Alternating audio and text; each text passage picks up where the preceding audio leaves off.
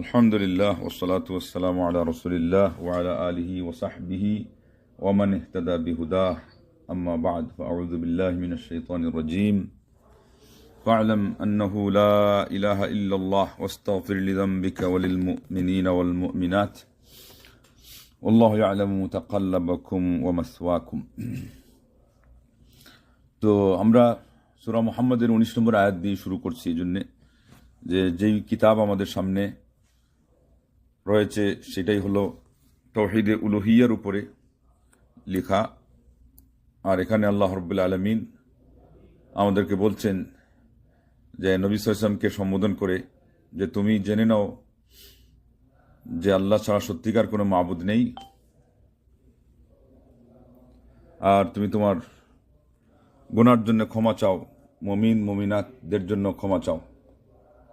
আল্লাহ পাক তোমাদের প্রস্থানের জায়গা সম্পর্কেও জানেন এবং অবস্থানের জায়গা সম্পর্কেও জানেন। এটা হচ্ছে কি না একটু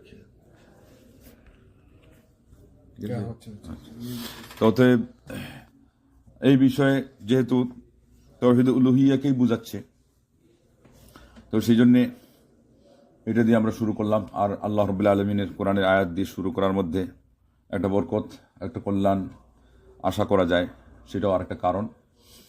এরপর আমরা সংক্ষেপে একটু ভূমিকা, যেটা না বললেই নয়, সেটা দিয়ে তারপরে যতটুকু সম্ভব হয় আমরা কিতাবের দার্স আমরা শুরু করব। ওমা তৌফিক ইল্লা বিল্লাহ আলাইহি তাওয়াক্কালতু ওয়া ইলাইহি উনীব। কিতাবটা হচ্ছে কাশফুস শুবহাত। তার অনেক নাম আছে, একটা কাশফুস শুবহাত, আর একটা কাশফুস শুবাহ, আর একটা কাশফুস শুবহাতিল মুরতাব।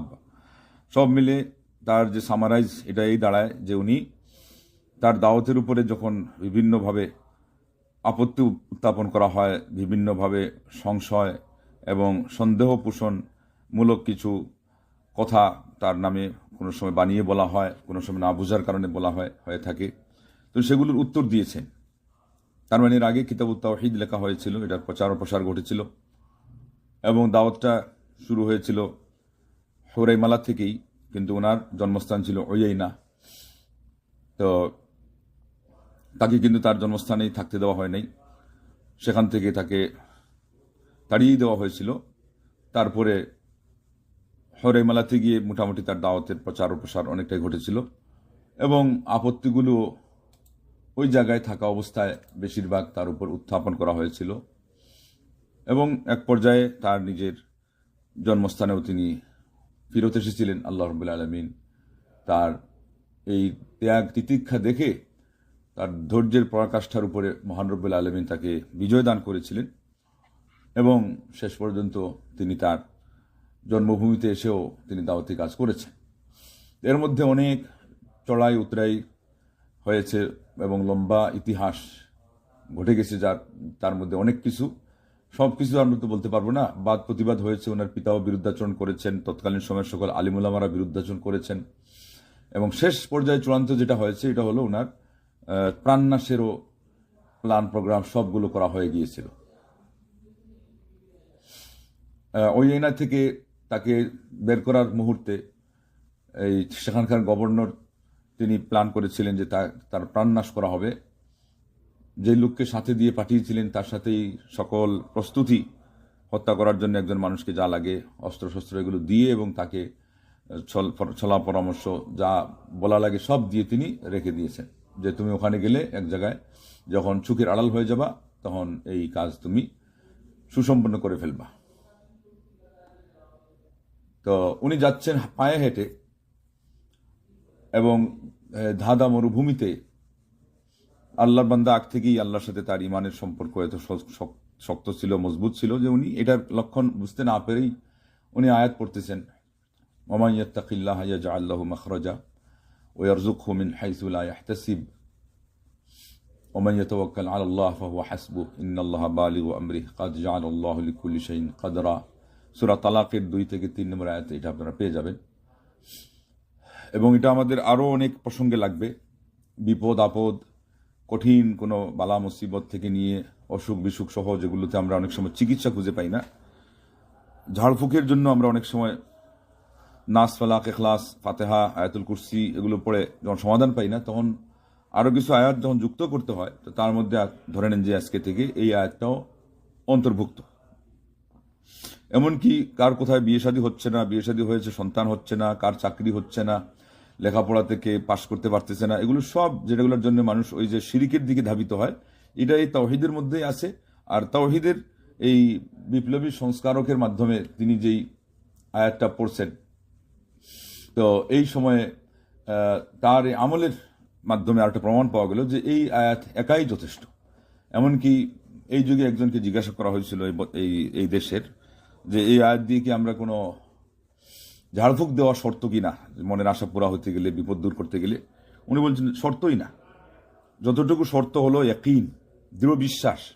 আয়াতটা পড়ার সময় অর্থটা অনুধাবন করা যে ব্যক্তি আল্লাহকে ভয় করে আল্লাহ তার সমস্যার সমাধান বের করে দেন, এবং অকল্পনীয় অচিন্তনীয় পথে ও পন্থায় আল্লাহ তার রিজেকের ব্যবস্থা করে দেন। আর যে ব্যক্তি আল্লাহর উপর ভরসা করে তিনি একাই তার জন্য যথেষ্ট হয়ে যান। আল্লাহ রাব্বুল আলামিন তার সকল কাজকে শেষ পর্যন্ত অবশ্যই পৌঁছাবেন, মানে তার চূড়ান্ত যে পরিণতি সেটা আল্লাহ রাব্বুল আলামিন অবশ্যই তিনি প্রতিফলিত করবেন। কিন্তু মহান রব্বুল আলামিন প্রত্যেকটা জিনিসের জন্য সুনির্ধারিত কিছু সময় রেখেছেন, এই হলো শুধুমাত্র অপেক্ষার বিষয়। বাকি বিশ্বাস সহকারে আস্থা নিয়ে এই আয়াত পড়ার মধ্যেই সমাধান থেকে গেছে। আল্লাহু আকবার। তো এটা পড়তে লাগলেন, আগ থেকেই পড়তেছিলেন। যখন দেখলেন যে লোককে সাথে দেওয়া হয়েছে সে হত্যা করবে, তখন তিনি ওইটা আরও পড়তে লাগলেন, আর পড়তে থাকলেন বেশি বেশি করে। এমন অবস্থায় তার হাত পা কেঁপে উঠল এবং সে নিজেই সারেন্ডার করলো। বুঝতে পারলো যে না, এই মানুষকে আমি হত্যা করলে আমি ধ্বংস হয়ে যাব, এবং তার সাথে গাইবী কোনো সাহায্য অবশ্যই আছে, আল্লাহর পক্ষ থেকে তাকে সাহায্য করা হবে। তার মানে আমি পরাভূত হব, এবং শেষ পর্যন্ত উনি তো বিজয়ী হবেনই হবেন। তো হত্যা করে আমার তো লাভ হলো না, আমি আরো ক্ষতিগ্রস্ত হয়ে যাব। তার যে দাওয়াত দেওয়ার সেটা তো উনি দিয়েই যাবেন। আল্লাহর বান্দা মোট কথা বুঝতে পারলেন, এবং এই দিনের মধ্যে মুজাহিদ বিপ্লবী সংস্কারক মোহাম্মদ বিন আব্দুল ওয়াহাব রাহিমাহুল্লাহ তাদের এই দুরভিসন্ধি থেকে এবং প্রাণ নাশের মতো এত মারাত্মক একটা জিনিস, যেটা সুসম্পন্ন হয়ে গেলে অঙ্কুরে দাওয়াতের সকল কাজ সেখান থেকেই বন্ধ হয়ে যেত। আল্লাহর দিন তো আল্লাহ রাব্বুল আলামিন প্রচার করবেনই, কিন্তু এই বান্দার মাধ্যমে যেই কাজটা আল্লাহ নিতেন, ইনারা এই কাজটা হইতো না। কিন্তু মহান রব্বুল আলামিন যেহেতু ফয়সালা করছেন যে তার মাধ্যমে দাওয়াতি কাজ আল্লাহ রাব্বুল আলামিন নিবেন, তো মহান রব্বুল আলামিন তার হেফাজতের ব্যবস্থাও এত দূর পর্যন্ত করছেন যে তাকে একেবারে প্রাণে মারার জন্যে, তার জীবন নাশ করার জন্যে পায়তারা করেও তারা কি হলো, শেষ পর্যন্ত ব্যর্থ হলো। এবং এই দুর্ঘটনার পরেই উনি যে আশ্রয় নিলেন যেই জায়গায়, সেখানে গিয়ে তার একজন অপরিচিত মানুষ হিসাবেও তাকে ইমামতি করতে দেওয়া হলো, এবং ইমামতি করতে দিলে তিনি শামসি ওয়া দুহাহা এই সূরা দিয়ে ইমামতি করলেন। তার তিলাওয়াত শুনেই সেই জায়গার গভর্নর যতটুকু প্রভাবিত হলেন না, ভিতর থেকে তার গৃহিণী তার চেয়ে বেশি প্রভাবিত হলেন, এবং তিনি বললেন যে এই লোকের কোনো একটা অবশ্যই মিশন নিয়ে উনি চলে। ওনার তিলাওয়াত থেকেই আমরা বুঝতে পারছি ওনার মধ্যে আলাদা একটা কোনো জল্পনা কল্পনা এবং আল্লাহর দিনের কোনো একটা বিশেষ কিছু নিয়ে উনি আছেন। তার সাথে আপনি কথা বলেন, তার কাছে আপনি পরামর্শ নেন, এবং এরপরেই পরামর্শ হয়, রুদ্ধদ্বার বৈঠক হয়। তারপরে পর্যায়ক্রমে আস্তে আস্তে ধীরে ধীরে তার দাওয়াতের গ্রহণযোগ্যতা এখানে যেহেতু গভর্নর পরিবারে পেয়ে গেল, তখনই আস্তে আস্তে এটা রূপ পেতে পেতে রাষ্ট্রীয় পর্যায়েও আল্লাহ রাব্বুল আলামিন এই দাওয়াতের গ্রহণযোগ্যতা দিয়ে দিলেন। এবং এরপরের দাওয়াতি কাজ এই রাষ্ট্রীয় ছত্র ছায়া যেভাবে হয়ে থাকে সেটাই হলো যে পুরা দেশব্যাপী এটা ছড়িয়ে গেল, এবং পরবর্তী পর্যায়ে পুরা মুসলিম বিশ্বে তার একটা ধাক্কা লাগলো, তার ঢেউ সেই পর্যন্ত গিয়ে লাগলো, এবং তামাম জাহানের মুসলমানরা সেখান থেকে কম বেশি উপকৃত হলেন এই তাওহীদের দাওয়াত থেকে। তো এখান থেকেই তার ইতিহাস মিলে যায় বিভিন্ন দিক থেকে, যে আল্লাহ নবী সাল্লাল্লাহু আলাইহি ওয়াসাল্লামকে যেভাবে এই দাওয়াতের কারণে তাকে বলা হয়েছিল যে তিনি ধর্মান্তরিত হয়ে গেছেন, তিনি তার বাপদাদার ধর্ম ছেড়ে দিয়েছেন, তিনি আমাদের মধ্যে বিভেদ সৃষ্টি করতে এসেছেন, এই সবগুলো তাকে বলা হলো, এবং তার জন্মভূমি থেকে বিতাড়িত করা হলো, ইনাকেও করা হলো। তারপরে আল্লাহ নবী সাল্লাল্লাহু আলাইহি ওয়াসাল্লামের প্রাণনাশের চেষ্টা ৯ বার করে তারা ব্যর্থ হয়েছিল। এই আল্লাহর বান্দার এখানে আমরা দেখলাম চূড়ান্ত পর্যায়ে একবার হলেও তো তাকে সেটা সম্মুখীন হতে হয়েছে। এইভাবে করে অনেক প্রতিবন্ধকতার সেই সেই মানে চড়াই উতরাই অতিক্রম করে আল্লাহর বান্দাকে আল্লাহ পাক জমিনের মধ্যে কি করলেন, তাকে স্থিতিশীলতা দান করলেন, তার প্রতাপ প্রতিপত্তি দাওয়াতের বিস্তার লাভ করলো এবং সেই দাওয়াত আজকে আমরা এই পর্যন্ত পেয়ে গেলাম। এবং উনি লিখিতভাবেও বক্তৃতার দিক থেকেও এবং মানুষের সাথে বোঝাপড়া করার দিক থেকে সর্বশ্রেণী মানুষের সাথে দাওয়াতি কাজের যে একটা ব্যাপকতা তিনি একা দিয়েছিলেন, এটার সুবাদে আজকে সারা বিশ্ব উপকৃত হচ্ছে। এখান থেকে বোঝা যায় ঠিকমতো যদি মানুষের নিয়ত খাঁটি থাকে এবং তার লক্ষ্য উদ্দেশ্য সঠিক হয়, তার বিষয়বস্তুও ঠিক থাকে, তাইলে একজন মানুষের দাওয়াতে গোটা এক জাতিও উপকৃত হতে পারে। কখনো কখনো শত শত হাজার হাজার লক্ষ লক্ষ মানুষ এর সমষ্টি মিলে কোনো একটা আন্দোলন, কোনো একটা সংগঠন, কোনো একটা সম্মিলিত প্রচেষ্টা যা না করতে পারে, আল্লাহ রাব্বুল আলামিন চাইলে কোনো মানুষের দাওয়াতে যদি আল্লাহ বরকত ঢেলে দেন, তো একাই একজনের মাধ্যমে তার চেয়ে অনেক অনেক গুণ বেশি হয়ে যেতে পারে। যার ফলে তাকে আল্লাহ পাক এই সফলতা দিলেন যে আল্লাহ নবী সাল্লাল্লাহু আলাইহি ওয়াসাল্লাম যেমন আবার তার জন্মভূমিতে ফিরত আসলেন ফতে মক্কার মাধ্যমে এবং ইসলামিক স্টেট কায়েম করলেন। এইভাবে আল্লাহর এই বান্দার মাধ্যমে সরাসরি যে উনি তা নেয়ানো নাই, উনি বলছেন যে রাষ্ট্রীয় পর্যায়ে দায়িত্ব আপনারা চালাবেন, কিন্তু কোরআন সুন্নাহ অনুযায়ী চালাবেন, শর্ত করে দিলেন এবং তিনি থাকলেন তার সেক্টরে। এটা এই যুগের জন্য আরেকটা আমাদের শিক্ষণীয় যে বর্তমান যুগে পরিস্থিতি এমন যে মানুষের ইলমি যোগ্যতার দিক থেকে জাগতিক এবং ইলমি, তারপরে পরেশগারিতা, তারপরে বর্তমান যুগের যে পরিস্থিতি, এগুলো সব মিলে ধর্মীয় ব্যক্তি বর্গরা তারা যে সবটা চালাবেন একসাথে, এটা অনেকাংশেই সুদূর পরাহত। তো সেই জন্য এখানে আপনি মানুষ তৈরি করে দিবেন যে তারা যারা যেটা যে সেক্টরে তারা পারঙ্গমতা অর্জন করতে জানে তারা সেটা চালাবে। এতে তারা এটাও বুঝতে পারবে যে ইনারা মানে আমাদের ক্ষমতা ছিনিয়ে নিতে আসে নাই। আর কেউ অপবাদ দিতে পারবে না যে আলিমুলামারা তো আরবি বুঝে, ইসলাম বুঝে, কিন্তু জাগতিক জিনিস বুঝে না এবং আন্তর্জাতিক মহলে অনেক কাজ বুঝে না, এটাও বলতে পারলো না। এবং শেষ পর্যন্ত উভয়বিদ প্রচেষ্টার মাধ্যমে মুসলমান এবং ইসলামের কাজ এটা সফলতা অর্জন করতেই পারে আল্লাহর বান্দার মাধ্যমে। এই পয়েন্টটা আমরা আরো অতিরিক্ত পাইলাম। উনি রাষ্ট্রীয় ক্ষমতা চাইলে নিতে পারতেন, কিন্তু সেটা নেন নাই। তো বলছেন এটা আপনারা চালান, কিন্তু আমি এতটুকু বলবো যে আপনারা এটা কোরআন সুন্নাহ অনুযায়ী চালাবেন। তো আজও সেই রাষ্ট্রীয় সংবিধানে এটা লেখা আছে যে যতদিন পর্যন্ত আপনাদের হাতে এই ক্ষমতা থাকবে আপনারা কিতাব এবং সুন্নাহর আলোকে এটাকে পরিচালনা করবেন। তো যথাসম্ভব এখন পর্যন্ত সেটা চলছে। আল্লাহ রাব্বুল আলামিন যেন কিয়ামত পর্যন্ত এটাকে চালু রাখেন আমরা দোয়া করি এবং তামাম মুসলিম বিশ্বের প্রত্যেকটা দেশে যেন এই ধরনের কোরআন সুন্নাহর রাজ কায়েম হয়, আল্লাহ পাক সেই তৌফিক দান করেন।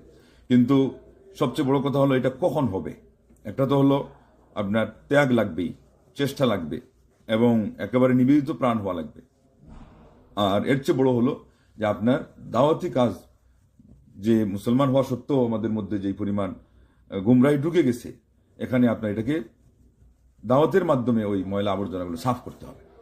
এটাকেই যুগশ্রেষ্ঠ মুহাদ্দিস নাসিরুদ্দিন আলবানী রাহিমাহুল্লাহ বলছেন আত-তাসফিয়াতু ও তারবিয়া, যে আগে আকীদা, বিশ্বাস এবং আমলের মধ্যে যেই আমাদের শেওলাগুলো লেগেছে এগুলোকে সাফ করা। এরপরে তারবিয়া মানে ব্যক্তি গঠন থেকে নিয়ে পরিবার গঠন, সমাজ গঠন, মানুষকে ইমানের আলোকে আলোকিত করা, তাদেরকে হারাম হালাল বুঝিয়ে দেওয়া, তাদেরকে আল্লাহ ভীতি শিখিয়ে দেওয়া, পরকালকে তাদের মূল টার্গেট বানাইতে পারে, আল্লাহর সন্তুষ্টিকে মূল টার্গেট রেখে দুনিয়ার মধ্যে যে কাজগুলো তারা এগুলো করতে পারে, এই ধরনের মানসিকতা আগে তাদের মধ্যে তৈরি করা, এরকম একটা পরিবেশ তৈরি করা যেটা হলে আল্লাহ রাব্বুল আলামিনের পক্ষ থেকে সাহায্য আসে। যে সাহায্যের কথা আল্লাহ কোরআনে বলছেন যে ওয়াদাল্লাহু আল্লাযিনা আমানু ওয়া আমিলুস সালিহাতি মিনকুম লা ইস্তাখলিফান্নাহুম ফিল আরদি কামা ইস্তাখলাফাল্লাযিনা মিন ক্বাবলিহিম ইলা আখিরিল আয়াহ। তো আল্লাহ রাব্বুল আলামিন ওয়াদা দিয়েছেন যে আগের লোকজনকে যেমন তিনি রাষ্ট্রীয় ক্ষমতা পর্যন্ত দিয়েছেন, আমাদেরকেও যদি ইমান এবং আমলের এই শর্ত আমরা পূরণ করতে পারি, আল্লাহ রাব্বুল আলামিন আমাদেরকে সেই ক্ষমতা দান করবেন।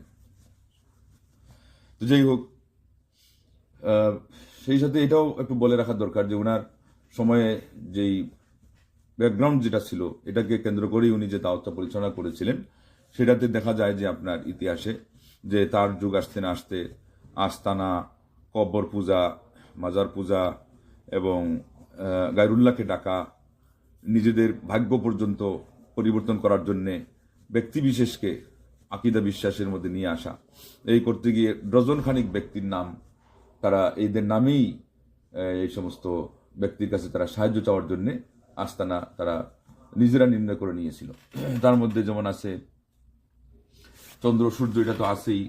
তাজ নামে এক ব্যক্তি ছিল, শামসান নামক এক ব্যক্তি ছিল, ইদ্রিস আলাইহিসসালাম, তাকেও তারা এই জায়গায় মানে নির্ণয় করেছে। এরপরে ইউসুফ আলাইহিসসালাম, তারপরে আব্বাস রাদিয়াল্লাহু তাআলা আনহু, হুসাইন রাদিয়াল্লাহু আনহু, উসমান রাদিয়াল্লাহু তাআলা আনহু, এইভাবে করে সেই সাথে আবার যায়েদ ইবনে খাত্তাব, দারার ইবনে আজওয়ার, আবু হাদিদা, এই সমস্ত ব্যক্তিবর্গের নামে তারা কি করত, আল্লাহ রাব্বুল আলামিন এবং তাদের মাঝে এদেরকে মাধ্যম বানিয়ে তারা এদের পূজাই করতো। এটা ধরা যায় যেভাবেই করুক, কিন্তু এটাকে কোরআনের পরিভাষা বলা হয়েছে তাদের ইবাদত করা। এবং সেখানে একটা গাছ ছিল, এই গাছের নাম হলো শাজারাতুজ যিব। ওই জায়গায় তারা পুরাতন কাপড়, নেকড়া এগুলো লটকাতো, যাতে করে তাদের সন্তান হলে চোখ না লাগে, এরা মারা না যায়। আবার আরেকটা ছিল, সেখানে গিয়ে তারা ওর চতুর্দিকে ঘুরতো, আর যাদের বিয়ে হচ্ছে না বলতো যে ইয়া ফাহলাল ফুহুল আতিনি জৌজান কাবলাল হাউল। ষাঁড় ষাঁড় বলে তাকে সম্বোধন করতো, বলতো যে আমার বৎসর পুরা হওয়ার আগে আমার বিয়ের ব্যবস্থা করে দাও, আমার স্বামী তুমি মিলিয়ে দাও। এই পর্যন্ত তারা পৌঁছে গিয়েছিল, যেটা হলো সম্পূর্ণ আল্লাহ নবী সাল্লাল্লাহু আলাইহি ওয়াসাল্লাম যখন দুনিয়াতে এসেছিলেন এবং নবুয়ত তাকে আল্লাহ দান করেছিলেন, ওই যে পরিস্থিতি ছিল মক্কার কুরাইশদের মাঝে, এই কঠিন পরিস্থিতিতে এই সমাজ পৌঁছে গেছিল। আল্লাহ নবী সাল্লাল্লাহু আলাইহি ওয়াসাল্লামের কবর সহ বিভিন্ন জায়গায় তোয়াফ, সেজদা এগুলো হইতো। আজকে আমাদের সমাজে যেরকম এই পর্যন্ত পৌঁছে গেছে যে গুলাবশার মাজারে তারা সেজদায় লুটে থাকে, অনেক মানুষ বলার পর্যন্ত যোগ্যতা হারিয়ে ফেলেছে। কেন? দেখতে দেখতে এটা মানুষ এটাকে হালকা করে নিয়েছে। আরবিতে একটা কথা আছে, কাসরাতুল মিসাস তুমিতুল ইহসাস। বেশি বেশি কোনো জিনিস হতে থাকলে এটা জঘন্য হওয়া সত্ত্বেও সমাজের কাছে এটা কি হয়ে যায়, এটা তাদের কাছে এটা গ্রহণযোগ্যতা পেয়ে যায় বা অন্তত সহনীয় হয়ে যায়। অথচ এটা ছিল সবচেয়ে মারাত্মক অন্যায়। গেন্ডারিয়াতে আল্লাহ বাবার মাজারও আছে। গেন্ডারিয়ায় পুরান ঢাকার একটা এলাকা, আল্লাহ বাবা মাজারটাই নাম আল্লাহ বাবা, এবং সেখানে অনেকেই সেজদা দেয়। তৎকালীন সময়ে আজ থেকে প্রায় 2.5 যুগ বা 2-2.5 যুগ আগে ঢাকা ইউনিভার্সিটির একজন প্রফেসর, আজকে হয়তো নাইও উনি, আর এটা যেহেতু কোনো গীবতের প্রসঙ্গ না, এটা বললেও সমস্যা নেই, উনি মোশাররফ নামে সেজদায় লুটেছিলেন এবং একজন সাধারণ মানুষ দেখে সে তোমরাকে প্রশ্ন করছিল যে স্যার আপনি এখানে কি করেন। তো উনি নিজে আজকে উঠলেন, উঠে বললেন যে তুমি এখানে আমাকে দেখো কেন? তো বলছে আপনাকে দেখবো না, আপনি একজন শিক্ষিত মানুষ, ঢাকা ইউনিভার্সিটির প্রফেসর, আর এই কাজ করতেছেন। আমারও তো বিবেকে বাঁধতেছে এটা, যে একজন মানুষ মুসলমান হয়ে সে কিভাবে একটা কবরে এসে সিজদা দিতে পারে। তখন তাকে ধমক টমক দিয়ে বললেন এগুলো বুঝবা না, এগুলো হলো মারিফতের কারবার টারবার। বলে তো আপনি শিক্ষা দীক্ষার মধ্যে এটা পাইছেন? বলে না, এটা সেক্টর আলাদা, মানে এটা হলো ডুবে ডুবে পানি খাওয়ার সেক্টর, ওদিকে ইমান নষ্ট হয়ে যাচ্ছে, খবরই নেই। এইভাবে অনেক ডিগ্রিধারী দেখবেন, ডবল টাইটেল আলাও আছে, মমতাজুল মুহাদ্দিসিন ডিগ্রিধারী আছে, অনেক অনেক, কিন্তু এই সুফি মতবাদে বিশ্বাসী হওয়ার কারণে তাদের মাধ্যমে বরং সমাজে আজকে শিরিক শুধু হয় এমন না, বরং শিরিকটা আরো প্রচার লাভ করে স্টাবলিশ হওয়ার মতো কাজও তাদের হাতে হয়। এটার মূল কারণ হলো কি? তাওহীদি জ্ঞান এবং তাওহীদের ইলম না থাকার কারণে। এবং আমাদের সমাজেও তার যে আসল অনুভূতিটা, এটা যে ক্ষীণ হয়ে গেছে, এবং কেউ ভুল ধরাই দিলে মানুষ যে মানে না, এর জন্য 2টা সংক্ষেপে ঘটনা না বললেই নয়। একটা হলো এই মোহাম্মদ বিন আব্দুল হাব রাহিমাহুল্লাহর বাল্যকালের ঘটনা। হারামে মক্কির মধ্যে উনি দার্সে গেছেন এবং বড় একজন আলিমের ক্লাস থেকে উনি ওঠার সময় উনি বলতেছেন যে ইয়া বাইতাল্লাহ, এটা ডাক দিয়ে উনি উঠলেন। এর অর্থ হলো হে আল্লাহর ঘর। তো মোহাম্মদ বিন আব্দুল হাব রাহিমাহুল্লাহ তখন বালক মানুষ, ছোট মানুষ, উনি তো আর এইভাবে বলতে পারেন না যে আপনি এটা ভুল বলেছেন, এটা হয় নাই। উনি তখন টেকনিক অবলম্বন করে বললেন যে আমি আপনার কাছে কিছু সূরা শুনাইতে চাই। তো সূরা শুনাইলেন। শেষ পর্যন্ত সূরা কুরাইশের মধ্যে আসলেন, বা সূরা ইলাফি কুরাইশিন ইলাফিহিম রিহলাতুশ শিতা ওয়াস সাইফ, এইটা পড়তে লাগলেন। এটার মধ্যে এসে তখন কি করলেন যে ফালিয়াবুদু হাদাল বাইত, উনি বললেন ফালিয়াবুদু হাদাল বাইত। তখন শেখ বললেন যে না না, ফালিয়াবুদু রব্বা হাদাল বাইত তুমি বলো। তখন তিনি বললেন যে, আবারও বললেন ফালিয়াবুদু হাদাল বাইত।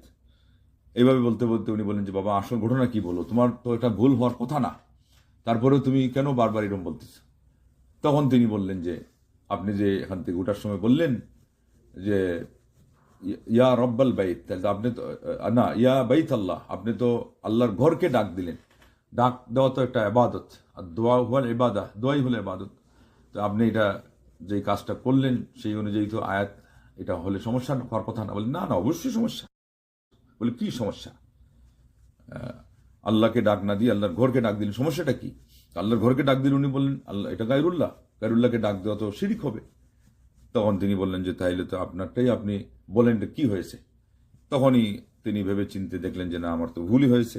উনি স্বীকার করলেন এবং তাকে বাহবা জানালেন আর বললেন, আর উনি বৃদ্ধ মানুষ, যে এই যাবৎ আমার মুখ থেকে তো এই শব্দ অনেকেই শুনেছি, কিন্তু কেউ আমাকে বলল না। তুমি যে বললে বাবা, তোমার জন্য অনেক দোয়া থাকলো। উনি তাকে অনেক মোবারকবাদ জানালেন। তো শিক্ষণীয় এটাও আছে যে মোহাম্মদ আব্দুল হাব রাহিমাল্লাহ ওই সময় থেকে বালক এখন পর্যন্ত হয়তো 14-15 পার হন নাই, এই টেকনিক তিনি অবলম্বন করলেন। বোঝা গেল তার ব্রেইনে তখন থেকেই সেই জিনিসগুলো কি হচ্ছে, সিরিয়াসলি আল্লাহ রাব্বুল আলামিন তাকে এগুলোর উপরে গড়ে তুলেছেন যে এই জিনিস নিয়ে উনি তার মাথার মধ্যে চিন্তা রাখবেন এবং দাওয়াতের জন্য তার একটা দরদ থাকবে। এমনকি এত বড় একজন শেখের সাথে যে টেকনিক অবলম্বন করলেন, নিশ্চয়ই তার এখানে বড় একটা অভিজ্ঞতা, পারঙ্গমতা, যেটা ওই বয়সে একেবারে মানে চিন্তাই করা যায় না, সেটা ফুটে উঠে। আর দ্বিতীয় যেটা, যে ওই সময়কার একজন আলেম, অনেক বড় বয়োবৃদ্ধ আলেমকে ছোট্ট একটা বালক হিসেবে ইনি যখন নোট দিলেন, উনি এটা গ্রহণ করতে দ্বিধা করলেন না। বুঝতে দেরি হলো, অতটুকু যখন বুঝে গেলেন সাথে সাথে মেনে নিলেন। আজকে আমাদের সমাজের অবস্থা আপনি মিলাইলে দেখবেন, দাওয়াত দিতে গেলে আমরা যেমন অদূরদর্শিতার বেশি কাজ করি, ঠিক যাদের সামনে দাওয়াতটা দেওয়া হয়, কেউ যদি ধৈর্য সহকারে একেবারে সর্বোচ্চ সুন্দর পন্থায় উপস্থাপন করেন, নতুন কোনো জায়গায় এই দাওয়াত পৌঁছে গেলে উল্টা ওনারা খেপে যান, আরো ধমক দেওয়া শুরু করেন, আরো নানান ধরনের বকাঝকা শুরু করে দেন। তো এই হলো আমাদের বর্তমান পরিস্থিতি। তো এটার দাবি হলো কি, যে আমরা এই তাওহীদের দাওয়াতটা আরো সিরিয়াসলি আমাদেরকে দেওয়া উচিত আমাদের সমাজে। এবং যে চিত্রগুলো আপনারা শুনলেন ওনার সমাজে ছিল, আমাদের এগুলো চাক্ষুষ হচ্ছে। আমি মাত্র 2-1টা উদাহরণ দিলাম যাতে বুঝতে পারেন যে এই জিনিসগুলো আমাদের সমাজে হচ্ছে। তো দ্বিতীয় ঘটনা যেটা, সেটা হলো একদিন একজন আলিম কিতাবুত তাওহীদ পড়াচ্ছেন, এমত অবস্থায় ছাত্ররা কোনো মনোযোগিতা দেখাচ্ছে না। উনি তখন কিতাব বন্ধ করে বললেন যে না, আজকে পড়া হবে না। যে কোনো অজুহাত দেখায় উনি বন্ধ করে দিলেন। তো পরের দিন এসে উনি বললেন যে আমি আজকে দেখলাম যে রাস্তায় আসার সময় মানুষ মাজারে সেজদা দিচ্ছে। কিতাব পড়ানো চলছে এমন অবস্থায় যে হঠাৎ করে মনে পড়ে গেল, রাস্তায় দেখলাম যে মানুষ কবরে সেজদা দিচ্ছে। উনি জানতে চাইলেন যে এদের অনুভূতিটা কি, বুঝতে চাইলেন এদের তাওহীদ সম্পর্কে গুরুত্ব কতটুকু, কেন এই কিতাবটা পড়তে তাদের এত অরুচি হচ্ছে।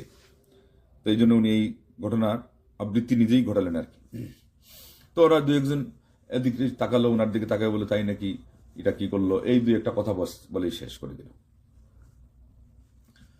তো বললেন, এরপরে কিছু এইরকম করে তাদের সাথে সময় পাস করে বললেন যে না, আজকেও খুব একটা ভালো লাগতেছে না, ক্লাস আগামীকাল হবে, যাও তোমরা চলে যাও, ছুটি। পরের দিন এসে বললেন যে আজকে তো আরেকটা ঘটনা দেখলাম রাস্তায়। বলে কি হলো? বলে দেখলাম যে এক জায়গায় একটা মহিলার ইজ্জত হরণ করার জন্য একটা পুরুষ চেষ্টা চালাচ্ছিল, আর অনেকেই সেখানে এসে তাকে রক্ষা করার জন্য চেষ্টা করতেছিল, পারতেছিল না। তখন তারা সবাই দাঁড়িয়ে গেল, বললো যে কোথায়, খালি দেখিয়ে দেন আপনি, আমাদের সাথে খালি আসেন, এই অপারেশন কিভাবে করা লাগে আমরাই এর দায়িত্ব নিচ্ছি। একেবারে ব্যতিব্যস্ত হয়ে গেল, রেগে ফায়ার হয়ে গেল, একজনের চেহারা লাল হয়ে গেল, হাই হাই এটা কি করছে। তো উনি বললেন যে থামো থামো থামো, যাওয়া লাগবে না। এটা কেমনি যাওয়া লাগবে না, মানে এই কাজ করতে হবে আগে।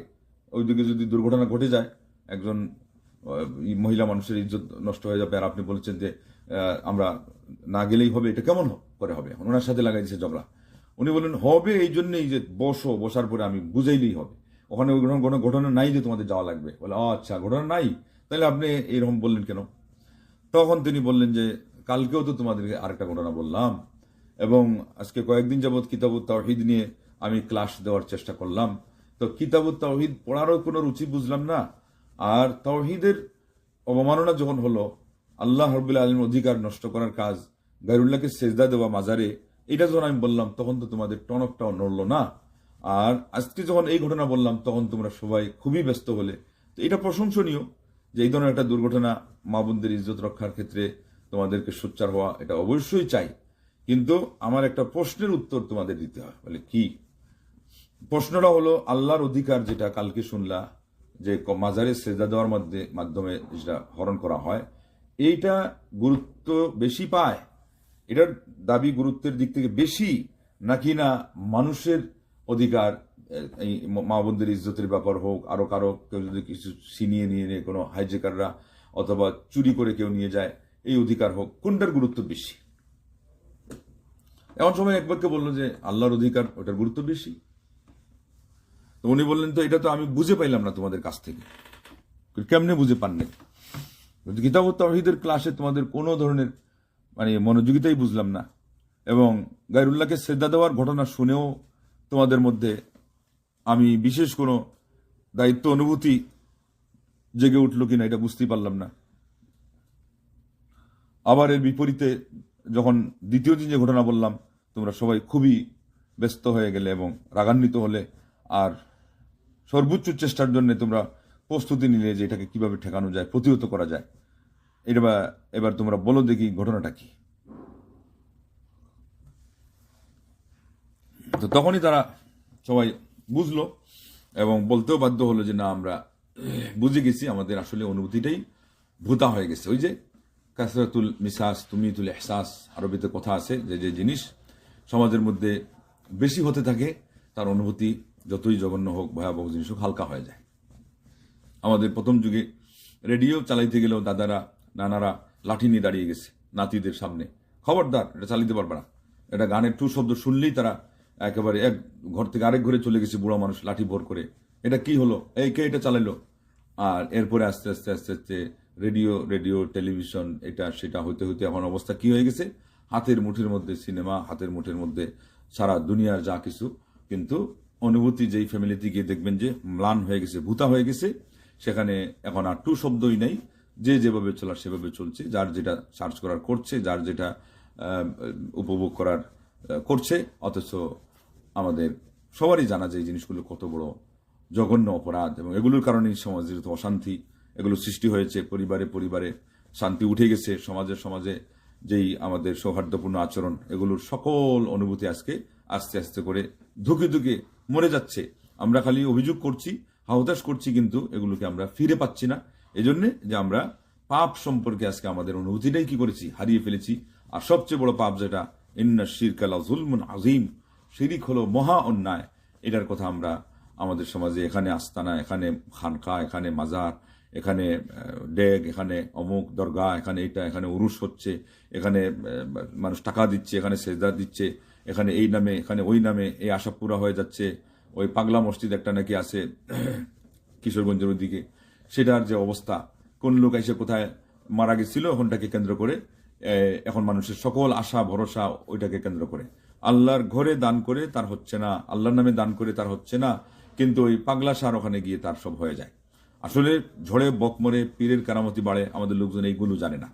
এখন সে যদি ওখানে না গিয়ে আল্লাহর উপরে ভরসা করে তার বাড়িতে থেকেই মসজিদ মাদ্রাসায় দান করতো, এতিমদেরকে, বিধবাদেরকে সাহায্য করতো, গরিব মানুষকে, অসহায়জনকে সাহায্য করতো, এটা হয়ে যেত।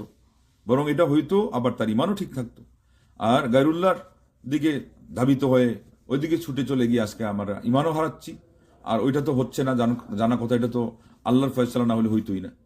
আবার কখনো কখনো আল্লাহ রাব্বুল আলামিন এই পথেও মানুষের আশা পুরা করে দেন, এই জন্য যে তিনি রেগে যান, কেন তুমি গায়রুল্লাহর আশ্রয় নিলা, ওখানে ধর্ণা দিতে গেলা কেন, তাইলে তুমি যেন আর ওই পথ থেকে ফিরত না আসতে পারো, তো তোমারটা আমি আশা পুরা করে দিলাম তো আমি, কিন্তু তুমি বুঝতে পারো যে ওই বাবার ওখানে যাওয়ার কারণে, ওই খানকাতে দেওয়ার কারণে হয়েছে, যাতে করে তোমাকে আর জীবনে এই তাওহীদের পথে ফিরত না আসার সুযোগ দেওয়া হয়, জান্নাতের পথ আর তুমি খুঁজে না পাও।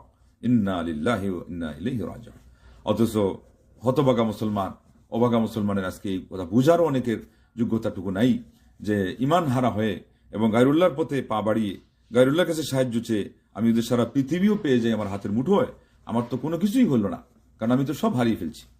ইমান হারার মানে হলো আমাদের সব হারিয়ে ফেলা। এই কথাগুলো আমাদেরকে বুঝতে হবে।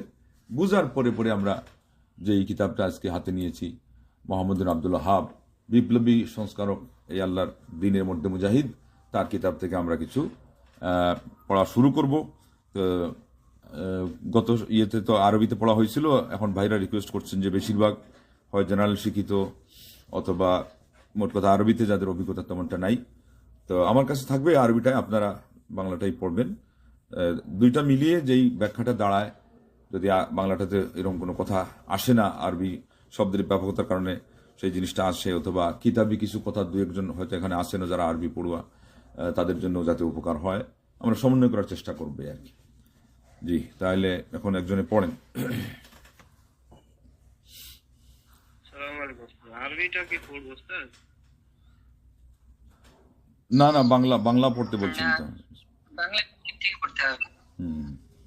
আমার কাছে বাংলা ফাইল নাই, আরবি ফাইল নাই। আচ্ছা, আসসালামু আলাইকুম। আচ্ছা ভাই, আমি পড়ি তাহলে। জি। আচ্ছা ঠিক আছে। আচ্ছা আচ্ছা বলেন। আসসালামু আলাইকুম। প্রথম অধ্যায়, রাসূলগণের প্রথম দায়িত্ব, ইবাদতে আল্লাহর একত্বের প্রতিষ্ঠা। প্রথমে জেনে রাখা প্রয়োজন যে তাওহীদের অর্থ ইবাদতকে পাক পবিত্র আল্লাহর জন্য এককভাবে সুনির্দিষ্ট করা, আর এটাই হচ্ছে আল্লাহর প্রেরিত রাসূলগণের দ্বীন, যে দ্বীন সহ আল্লাহ তাদেরকে প্রেরণ করেছিলেন। সেই রাসূলগণের প্রথম হচ্ছেন নূহ আলাইহিস সালাম। আল্লাহ তাকে তার কওমের নিকট সেই সময় পাঠালেন যখন তারা ওয়াদ, সুওয়া, ইয়াগুস, ইয়াউক ও নাসার নামে কতিপয় সৎ লোকের ব্যাপারে অতি মাত্রায় বাড়াবাড়ি করে চলেছিল। আর সর্বশেষ রাসূল হচ্ছেন মুহাম্মদ রাসূলুল্লাহ সাল্লাল্লাহু আলাইহি ওয়াসাল্লাম, যিনি ওইসব নেক লোকদের মুক্তি ভেঙে চূর্ণ বিচূর্ণ করেন। আল্লাহ তাকে এমন সব লোকদের মধ্যে পাঠান যারা ইবাদত করত, হজ করত, দান খয়রাত করত এবং আল্লাহকে অধিক মাত্রায় স্মরণ করত। কিন্তু তারা কোনো কোনো সৃষ্ট ব্যক্তি ও বস্তুকে আল্লাহ এবং তাদের মাঝে মাধ্যম রূপে দাঁড় করাতো। তারা বলতো, তাদের মধ্যস্থতায় আমরা আল্লাহর নৈকট্য কামনা করি, আর আল্লাহর নিকট আমাদের জন্য তাদের সুপারিশ কামনা করি। তাদের এই নির্বাচিত মাধ্যমগুলো হচ্ছে ফেরেশতা, ঈসা, মারিয়াম এবং মানুষের মধ্যে যারা সৎকর্মশীল আল্লাহর সালেহ বান্দা। অবস্থার প্রেক্ষিতে আল্লাহ প্রেরণ করলেন মহানবী মুহাম্মদ সাল্লাল্লাহু আলাইহি সাল্লামকে তাদের পূর্বপুরুষ ইব্রাহিম আলাইহিস সালাম এর দ্বীনকে তাদের জন্য নবপ্রাণ শক্তিতে উজ্জীবিত করার জন্য। তিনি তাদেরকে জানিয়ে দিলেন যে আল্লাহর নৈকট্য লাভের এই পথ এবং এই প্রত্যয় একমাত্র আল্লাহরই হক। এর কোনটি আল্লাহর নৈকট্য লাভে ধন্য কোনো ফেরেশতা এবং কোনো প্রেরিত রাসূলের জন্য সিদ্ধ নয়। অপর লোকেরা তো পরের কথা। তাছাড়া ওইসব মুশরিকগণ সাক্ষ্য দিত যে আল্লাহই একমাত্র সৃষ্টিকর্তা, সৃষ্টিতে তার কোনো শরীক নেই। বস্তুত তিনি একমাত্র রিজিক দাতা, তিনি ছাড়া রিজিক দেওয়ার আর কেউ নেই। জীবনদাতা একমাত্র তিনি, আর কেউ মৃত্যু দিতে পারে না।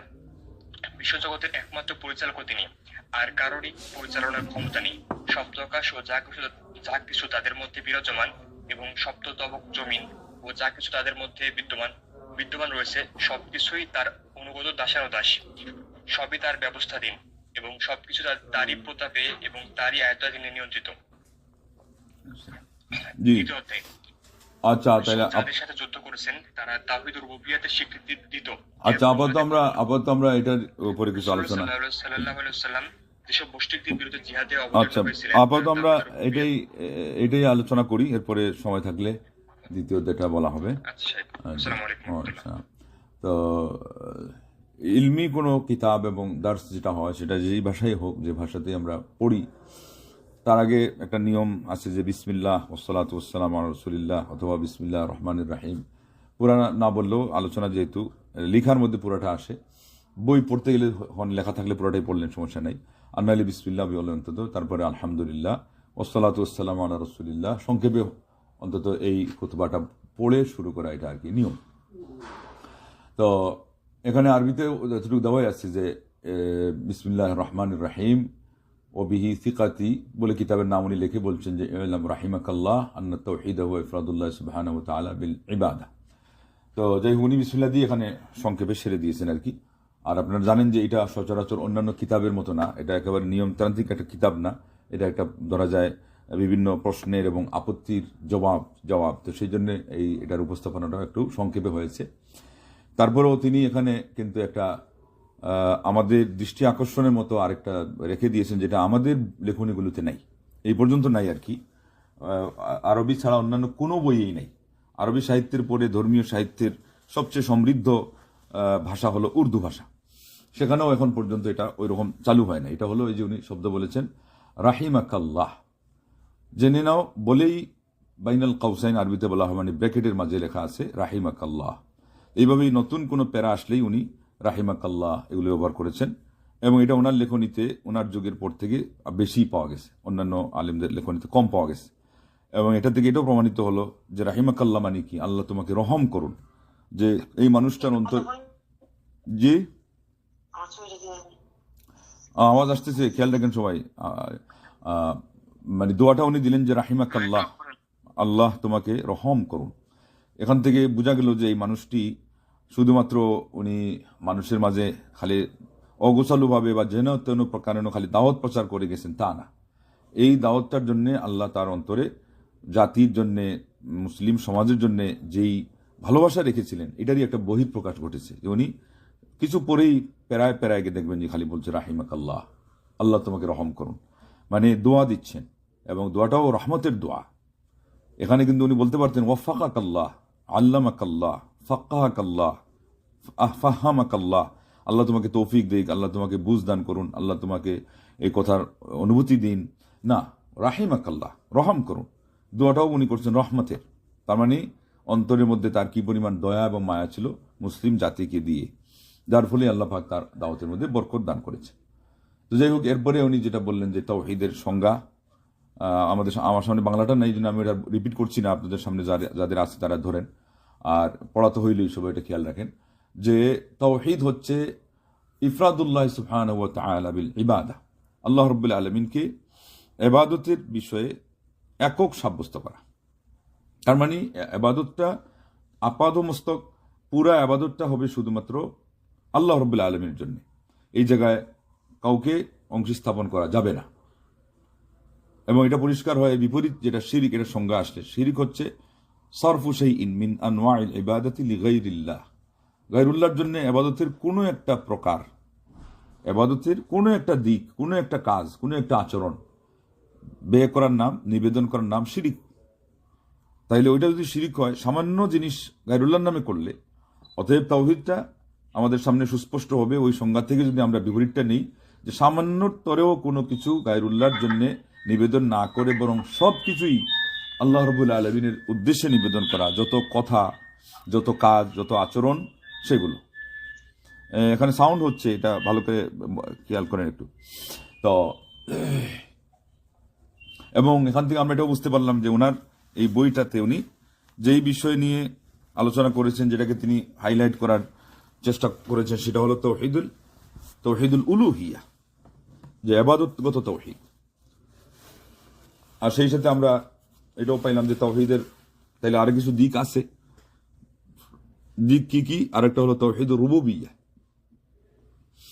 রুবুবিয়্যাহ এবং উলুহিয়ার মধ্যে পার্থক্য হলো, রুবুবিয়্যাহ হলো তাওহীদুল্লাহি ফি আফআলি, সংক্ষেপে বলা হয় আল্লাহ রাব্বুল আলামিনের কাজকর্মে, আল্লাহ রাব্বুল আলামিনের আচরণে তাকে একক সাব্যস্ত করার নাম হলো তাওহীদ রুবুবিয়্যাহ।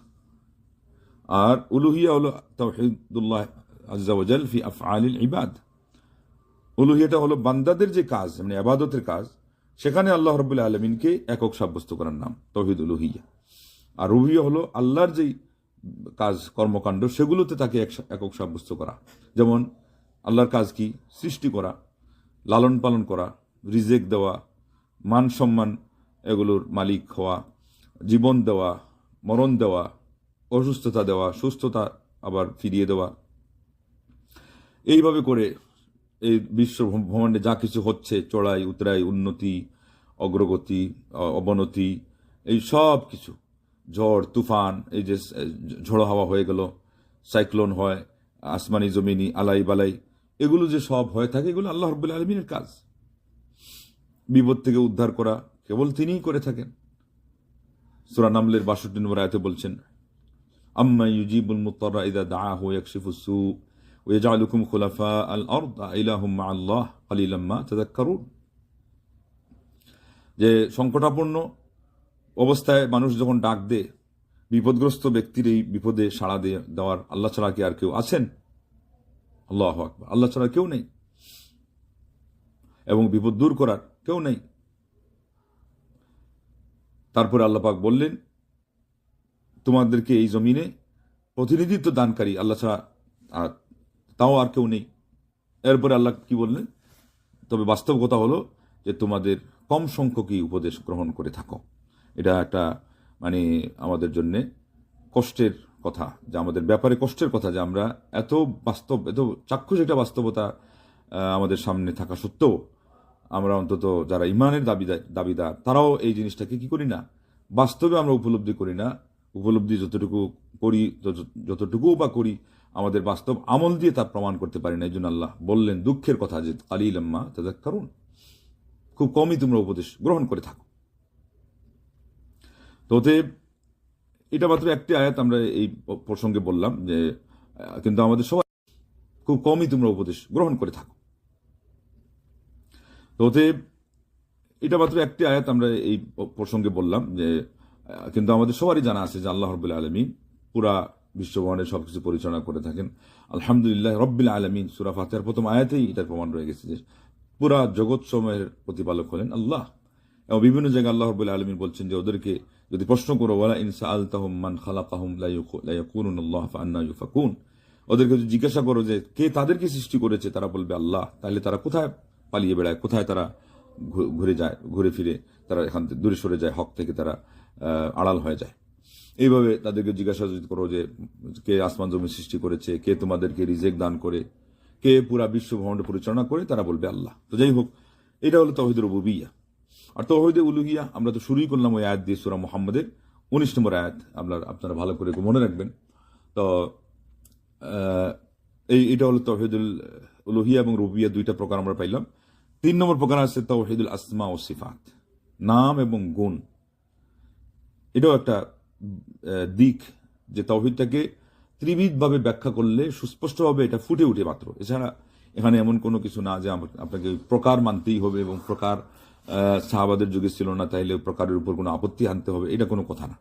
এটা হলো ওই ফিকহ চর্চা করার সময় উসুলুল ফিকহের মধ্যে যেমন অনেক কথা বলা আছে, গ্রামার চর্চা করার সময় যেমন অনেক কথা, অনেক পরিভাষা করা হয়েছে, যে পরিভাষার মধ্যে এটা হলো নাউন, এটা প্রনাউন, এটা ভার্ব, এটা অমুক, এটা এই। তো এগুলো দিয়ে শুধুমাত্র জিনিসটা ক্লিয়ার করার জন্য, খোলাসা করার জন্য ক্লাস দেওয়া হয়। কিন্তু এই পরিভাষা আসার পরে ওই শাস্ত্রের সাথে তো এর কোনো সাংঘর্ষিকতা আসে নাই, বরং এই পরিভাষা এমন এদেরকে সহজ করে দিয়েছে যারা ওইভাবে তারা বুঝতো না, এরকম কিছু টার্ম ঠিক না করলে মানুষ বুঝতো না, শুধু এই কারণে এটা বলে দেওয়া। এইভাবেই তাওহীদকে 3 প্রকার করে মানুষকে শুধু খোলাসা করা, সহজে বোঝানো, ছাড়া এখানে নতুনত্ব কোনো কিছুই নেই। উনি তো এখানে কোনো মূল বিষয়বস্তুর মধ্যে কিছু নতুন কিছু আমদানি করেন নাই।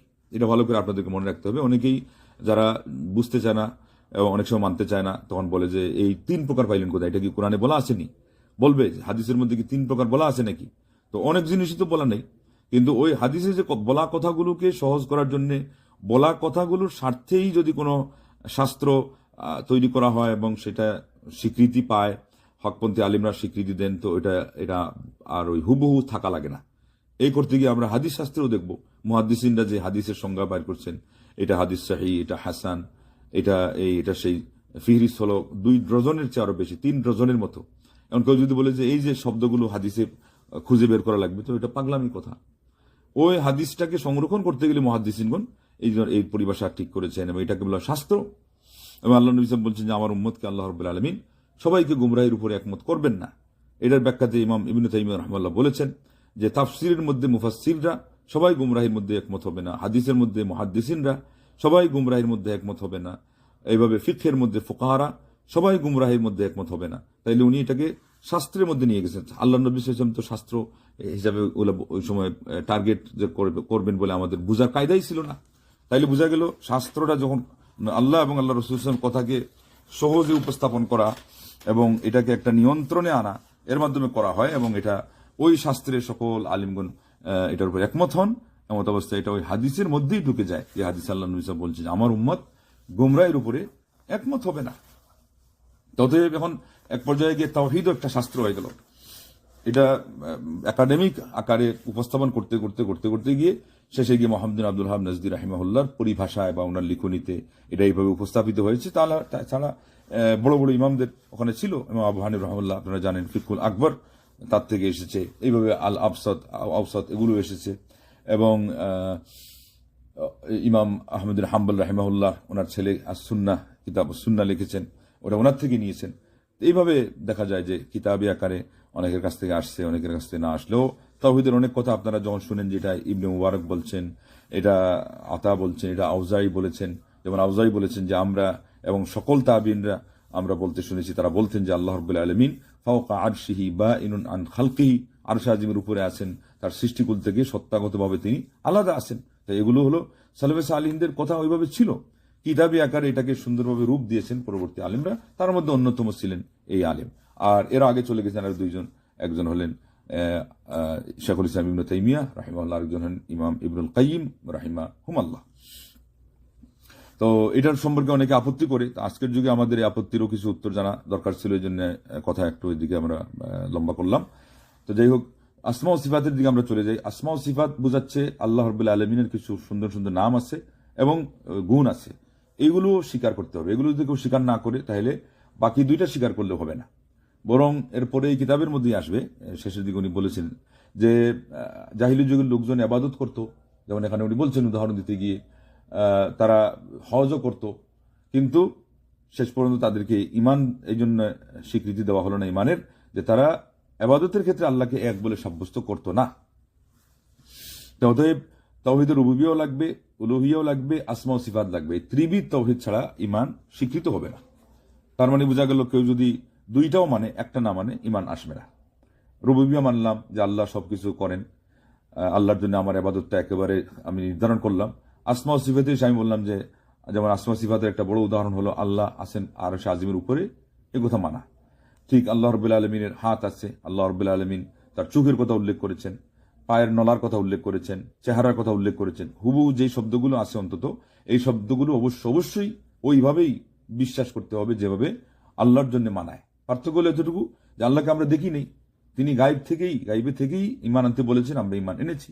এবং তিনি যেহেতু আল্লাহ, তার সত্তার সাথে, জাত যাকে আরবিতে বলা হয়, এটার সাথে কোনো মাখলুকের মিল নেই। যেহেতু মাখলুক আলাদা, তিনি আলাদা। শুধু সুফি মতবাদের লোকজন বলে যে খালিক এবং মাখলুক এক, এরা এক, এই জন্য বলতে হয় তাদের এক, যে তারা শেষ পর্যন্ত স্রষ্টাকে সৃষ্টির মধ্যে লীন বিশ্বাস করে, আত্মা, মহাত্মা, পরমাত্মা হিন্দুরা যেরকম বলে থাকে, তারা একাকার করে ফেলে। ওইটার নামই হলো সবচেয়ে বড় মারাত্মক পর্যায়ে শিরিক। এই জন্য তারা পার্থক্য বলে বিশ্বাস করে না, বরং তারা বলছে যে কেউ যদি মাখলুক থেকে খালিককে, খালিক থেকে মাখলুককে আলাদা করে, সেই হলো মুশরিক। যেহেতু ওই যে শিরিক করে লিখছে, তাদের কাছে সংজ্ঞা ওখানে গিয়ে ঢুকাই দিচ্ছে তারা, এটা নাউজুবিল্লাহ। আর কেউ যদি মনে করে যে আল্লাহ এবং সৃষ্টি এক, তো সে হলো মুওয়াহহিদ। এই অর্থে আসছিল নি তাওহীদ আর শিরিকের অর্থ শব্দ, লা হাওলা ওয়ালা কুওয়াতা ইল্লা বিল্লাহ।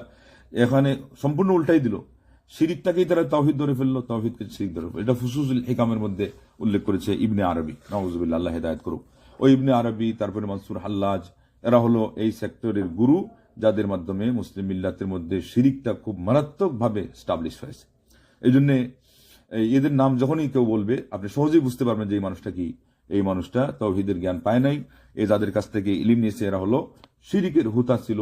মুসলিম সমাজের মধ্যে তারা শিরিককে খুব কঠিনভাবে যারা স্টাবলিশ করেছে। কারণ মনসুর হাল্লাজ যেটা এমন মানুষ ছিল যে তার ছেলের বউকে সে বলতো যে তুমি সেজদা দাও, ছেলের বউ বলতো যে বাবা সেজদা দিব আপনাকে, আপনি শ্বশুর আব্বা বুঝলাম, কিন্তু কেন আপনাকে সেজদা দিব, আপনি তো আল্লাহ না। তখন সে বলতো যে আল্লাহ দুইজন, একজন আসমানে আর একজন জমিনে, তো আমি জমিনের আল্লাহ, তুমি আমাকে সেজদা দাও। ইন্না লিল্লাহি ওয়া ইন্না ইলাইহি রাজিউন। এই পর্যন্ত পৌঁছে গেছিল। এবং এরপরে সে তো আনাল হক যখন বলতে লাগলো, তখনই আলিমগণ প্রায় 90 কোটা হয়ে যাবে একমত হয়েছেন। এর মধ্যে ইমাম গাজালিও ছিলেন যে কাফির হয়ে গেছে, একে হত্যা করা হোক। অথচ আজকে আমাদের লোকজন এটাকেও ভুল ভাল ব্যাখ্যা দিয়ে বুঝাই বলে, যেটা হলো তার মনসুর হাল্লাজের একটা আলাদা অনুভূতি। সেই আনাল হক বলতো যে চোখে যেন আল্লাহকে দেখতেছে, এটা আল্লাহকেই উদ্দেশ্য করে বলছে। অথচ তারাই আবার পরে বলে যে তাকে হত্যা করার পরে, জ্বালিয়ে ছাই করার পরে তার ছাই থেকে আওয়াজ আসছিল আনাল হক। তো ছাই আবার এত ব্যাখ্যা বুঝলো কোত্থেকে? অথচ এটাই প্রমাণ যে ছাই পর্যন্ত যখন আওয়াজ আসতেছে, এর অর্থ হলো এটা শয়তানি শক্তি এখানে যুক্ত হয়ে গেছে। সে জীবিত থাকা অবস্থাতেও শয়তানের কথা অনুযায়ী সেটা বলতো, যার ফলে মারা যাওয়ার পরে আমরা প্রমাণ পেলাম যে ছাই থেকেও আনাল হক শব্দ আসছে। এছাড়া তো এখান থেকে এই শব্দ আসার কথা না। আল্লাহ নবী সাহাবারা দিব্যি বলেছেন আহাদ, বেলাল রাদিয়াল্লাহু তাআলা আনহু আহাদ, আমি আল্লাহকে বলছেন আহাদ। আনা বলে তো বলেন নাই, আনা বললে তো বোঝা গেল নিজেকে মেনশন করতেছে। আবার ছাইও বলতেছে আনাল হক। ছাই কিভাবে আনাল হক বলতে পারে? এবং তাকে পুড়িয়ে দেওয়া হলো সারা পৃথিবীর মানুষের সামনে, এরপরে আওয়াজ আসতেছে কিভাবে? বুঝাই গেল যে এখানে কি আছে, শয়তানের শক্তি যুক্ত আছে। এরপরেও আমাদের লোকজন বুঝে না। চিন্তা করেন তাইলে, আমি যে আগে বলেছিলাম যে আমাদের সমাজের জ্ঞান পাপীরা আর মোহাম্মদ ইবনে আব্দুল ওয়াহাব রাহিমাহুল্লাহর সময়কার ওই যে হারামে মক্কির যে বড় শেখ, এর মধ্যে একটা ওই সমাজ বিগড়ে যাওয়া, আকীদা নষ্ট হয়ে যাওয়ার মধ্যে সমান থাকলেও অনুভূতি এবং তাদের ব্যবহার বিধিতে কি ছিল আসমান জমিন ব্যবধান, যে ওই আলিম মেনে নিয়েছিলেন, আমাদের এরা মানবে তো না, উল্টা আরো ওই ভুলটাকে সাব্যস্ত করার জন্য ডজন ডজন যুক্তি তর্ক তারা সেগুলো দাঁড় করিয়ে দেয়, বলে নাউজুবিল্লাহ। তো এমত অবস্থায় তো আল্লাহ হেদায়েত দিবেন না। হেদায়েত পাইতে গেলে আপনার একটা প্রস্তুতি থাকা লাগবে। তো যেমন আল্লাহ রাব্বুল আলামিন আছেন আসমানে, সূরা তাহার মধ্যে সুস্পষ্ট হবে 4 নম্বর আয়াতে আল্লাহ বলছেন আর রহমানু আলাল আরশি ইস্তাওয়া। এইভাবে 7টি আয়াতে এইভাবে মেনশন করা আছে, একেবারে সুস্পষ্ট হবে। আর একটু ইঙ্গিত সহ 21টি আয়াত পাওয়া যাবে। আর আরেকটা কথা হলো যে 1000 আয়াতও একদল আলিম দাবি করেছেন। এইটার চেয়ে আরো শক্তিশালী কথা হলো যে আলিমগণ বলছেন পুরা কোরআনই দলিল যে আল্লাহ আরশ আজিমের উপরে আছেন। কিভাবে পুরা কোরআন দলিল আল্লাহ আরশের উপরে আছেন? আল্লাহ বিভিন্ন জায়গায় বলছেন, কি বলেন যে ইন্না আনজালনা নাহনু নাজ্জালনা, যে এই কোরআনকে আমি নাজিল করেছি। নাজিল শব্দটা হয়ে থাকে উপর থেকে নিচে কোনো জিনিসকে অবতীর্ণ করা। আল্লাহ বলছেন এই পুরা কোরআনটাকে তিনি নাজিল করেছেন, তার মানে হলেন আল্লাহ রাব্বুল আলামিন উপরে থাকতে হবে, আর আমরা যেহেতু নিচে আসি, এটা বুঝতে আর কোনো কষ্টের কোনো কিছুই নেই। এমনকি কাজের মধ্যে এটা আসছে যে কোরআন করিম এটার এক পার্শ্ব আল্লাহ ধরে রেখেছেন, আর আরেক পার্শ্ব তিনি বান্দাদের দিকে ছেড়ে দিয়েছেন, এবং যে এটাকে শক্ত করে ধরবে আল্লাহ পেয়ে যাবে। আল্লাহু আকবার, আল্লাহু আকবার। এবং ওই যে সূরা আল ইমরানের 102 নম্বর আয়াতের মধ্যে যে বলে দেওয়া আছে যে ওয়াতাসিমু বিহাবলিল্লাহি জামিআন ওয়ালা তাফাররাকু, তো এই আয়াতটা এমনিই তো প্রমাণ করতেছে এটা রশি, ওই রশি ধরে আল্লাহকে পাওয়ার কথা যেহেতু ইঙ্গিত করা হচ্ছে, এর অর্থ হলো যে আল্লাহ রাব্বুল আলামিন এটাকে টেনে ছেড়ে দিয়েছেন উপর থেকে, আর আমরা এটা শক্ত করে যখন ধরবো তখন আমরা নিচ থেকেই হলেও কি করব, যে পরিমাণ আমরা শক্ত করে আঁকড়ে ধরবো ওই পরিমাণে আল্লাহর সিরাতে মুস্তাকিমের উপর আমরা অটল থাকতে পারবো এবং আল্লাহ পর্যন্ত আমরা পৌঁছতে পারবো। তো ওই কোরআনটাই দলিল, পুরা কোরআন দলিল যে আল্লাহ রাব্বুল আলামিন আরশ আজিমের উপরে আছে। ঠিক তদ্রুপ আমরা দোয়া করি, হাত তুলি, সবাই উপরের দিকে হাত তুলে, কেউ তো ডান বামেও করে না। আর অনেক দলিল আছে চাক্ষুষ। আরেকটা কথা বলে শেষ করে দিই, মেরাজ যেটা হলো আল্লাহ নবী সাল্লাল্লাহু আলাইহি ওয়াসাল্লামের, কেন আরশ আজিমের কাছে যাওয়া লাগলো? ওখানে তো যাইন নাই, কিন্তু 7 আসমানের উপরে চলে গেলেন। কেন গেলেন? যেখানে সিদরাতুল মুনতাহা গিয়ে সকল ফেরেশতাদের দৌড় শেষ হয়ে যায়, জিবরিল আমিন থেমে গেলেন এবং আল্লাহ নবী সাল্লাল্লাহু আলাইহি ওয়াসাল্লাম একাই গেলেন। এতদূর কেন যাইতে হলো আল্লাহর সাথে সাক্ষাৎ করতে গিয়ে? এই সাক্ষাৎটাও তো চাক্ষুষ না, যেহেতু দুনিয়াতে আল্লাহকে কেউ সরাসরি দেখবে না, দেখা সম্ভব না। যা হয়েছে আমাদের নবী সাল্লাল্লাহু আলাইহি ওয়াসাল্লামের মাধ্যমে, একটা হলো স্বপ্নে, আর আরেকটা হলো তার অন্তর্চক্ষু দিয়ে, মেরাজের আছে যেটা অন্তর্চক্ষু খুলে দেওয়া হয়েছিল।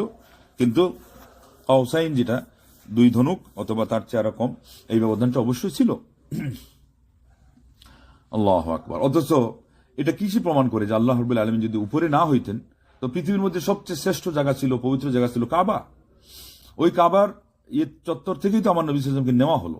সুবহানাল্লাযী আসরা বিআবদিহি লাইলাম মিনাল মাসজিদিল হারাম ইলাল মাসজিদিল আকসাল্লাযী বারাকনা হাওলাহু লিনুরিয়াহু মিন আয়াতিনা ইন্নাহু হুয়াস সামিউল বাসীর। তাহলে আল্লাহ নবী সাল্লাল্লাহু আলাইহি ওয়াসাল্লামকে হাতে নেওয়া হলো। আর ওরা বলছে যে না, আল্লাহ সর্বত্র বিরাজমান। আবার আরেকজন বলছে আল্লাহ মুমিনদের কলবে। আল্লাহ রাব্বুল আলামিন আরশে আজিমে আছেন বলেই তো তার সাক্ষাতের জন্য আমার নবী সাল্লাল্লাহু আলাইহি ওয়াসাল্লামকে মহান রব্বুল আলামিন এই সফরের মাধ্যমে সর্বপ্রথম নভোচারী হিসাবে তিনি তাকে সম্মানিত করলেন। এবং এখানে আরেকটা উত্তর আমরা পাইলাম যে সর্বপ্রথম, সর্বশ্রেষ্ঠ এবং সর্বপ্রধান উৎকৃষ্ট নভোচারী হলেন মুহাম্মদ সাল্লাল্লাহু আলাইহি ওয়াসাল্লাম। এরা মঙ্গলে গেছে, চাঁদে গেছে, তাও নিজেরই বুদ্ধিতে অনেকটা সত্য অনেকটা মিথ্যা, কিন্তু আমাদের নবী সাল্লাল্লাহু আলাইহি ওয়াসাল্লাম যে গেছেন এটা যারাই মানছে তারাই ইমানদার ছিল। আর কাফিররা পর্যন্ত কাফির হওয়ার কারণে মানে নাই, কিন্তু এরপরও তারা এটাকে খণ্ডানোর কোনো কিছুই পায় না, যেহেতু তারা শেষ পর্যন্ত ভুল সাব্যস্ত করার জন্য এটাও দাঁড় করাইছিল যে তাইলে আপনি বলেন বাইতুল মাকদিসের কথাই অন্তত বলেন যে এখানে কয়টা দরজা, কয়টা জানালা। আল্লাহু আকবার। কিন্তু আমাদের নবী সাল্লাল্লাহু আলাইহি ওয়াসাল্লাম সামনে আল্লাহ রাব্বুল আলামিন আবার ফেরেশতার মাধ্যমে এগুলো তুলে ধরালেন। তিনি বাইতুল মাকদিসের একেবারে ডিটেইলস যখন তাদের সামনে বিবরণ তুলে ধরলেন, তাদের মুখ থেমে গেল। এবং এটার সাথে আবু বকর সিদ্দিক রাদিয়াল্লাহু তাআলা আনহুকে দিয়ে আমাদের ঈমান পাকাপোক্ত করার আরেকটা স্মৃতি বিজড়িত আছে, যে এই দিন তারা এসে বলছিল যে আবু বকর, আজকেও কি আপনি মুহাম্মদ সাল্লাল্লাহু আলাইহি ওয়াসাল্লামের কথাকে সত্য মানবেন? বলি কি? বলে উনি বলে যে এক রাতের মধ্যেই, বরং এক রাতও না, বলে যে সব জায়গায় আছে, সময়ের জায়গায় আছে, যেই জিনিস যেখানে ছিল একটা কড়া পর্যন্ত নড়তেছিল ওইটা ওই নড়া অবস্থায় এসে পাইছেন। আর এই অবস্থায় নাকি মক্কা থেকে আবার জেরুজালেম থেকে উনি সেই 7 আসমান পার হয়ে আল্লাহর সাথে অনেক কথোপকথন, সাক্ষাৎ ওগুলো সেরে নাকি চলে আসছেন। বলো দেখি, এই পরিমাণ পাগলামির কথাও কি তুমি মানবা? আবু বকর সিদ্দিক রাদিয়াল্লাহু আনহু শুধু একটাই প্রশ্ন করলেন যে এত বিবরণ এগুলো আমাকে দিয়ে তোমরা ভুলাইতে পারবা না? উনি সকাল সন্ধ্যায় ওই আরশ আজিমের উপরের কথাই তো আমাকে বলেন, যখন যেটা বলেন আমি মানি। তো উনি এখন শুধুমাত্র গিয়েছেন, এই পার্থক্য। যেই শক্তির মাধ্যমে এগুলো হয়ে থাকে, যেই শক্তির যেই আসল উৎস থেকেই ওয়াহির কথা আসে, আমি এগুলো মানি। তো উনি যদি আমার নবীকে নিয়ে যান, আমার কোনো আপত্তির কিছুই থাকবে না। তুমি খালি এটা বলো যে উনি বলেছেন কিনা, ব্যাস। কারণ এখানে ওই জিনিসটা বুঝতে হবে যে আল্লাহ নবী সাল্লাল্লাহু আলাইহি ওয়াসাল্লাম যে বলছেন বলেই তো তিনি সত্য মানতেছেন। তিনি তো সরাসরি আল্লাহর কাছ থেকে শুনেন নাই।